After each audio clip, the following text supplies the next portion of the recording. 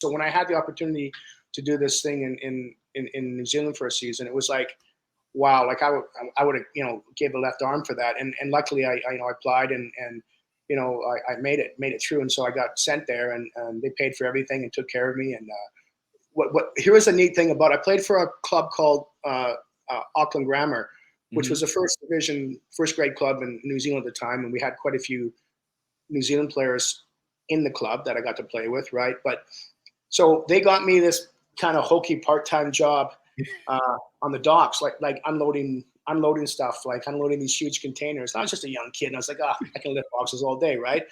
So I remember going down there one Monday. I think it was one of the first days I started working there.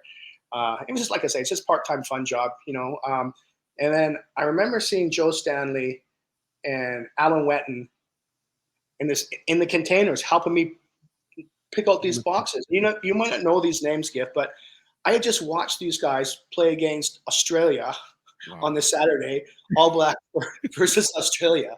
And here I am all of a sudden unloading containers in Auckland Harbor with these All Blacks. That's wild.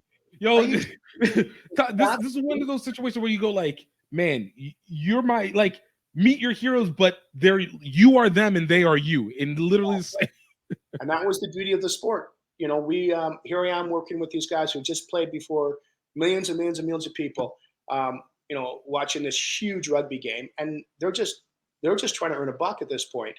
And if there's, like, having said that, and you mentioned about the money factor of rugby, if there's ever a case to say, listen, you've got to help these guys out. The fact that you've actually got these guys, these All Blacks, having to carry crates and boxes around to unload, boats who are docked in Auckland Harbor. I mean, there's something wrong with that, to me, anyway. You reach that level of rugby, and you're getting, back in the day, you're getting absolutely zero, and you're putting that much effort into the sport, and you're playing top club rugby. You're sacrificing your body, right? Because you don't know when you get injured. You get injured, then what? Nothing, zero, right? And it's like these guys have to move crates to make a living, feed their families. Right. Crazy. That's right. insane. So, yeah. No, and I feel like that's one of those things where we even see that in this era, as we're continuing to try and develop this rugby, let's call it industry as a whole, right?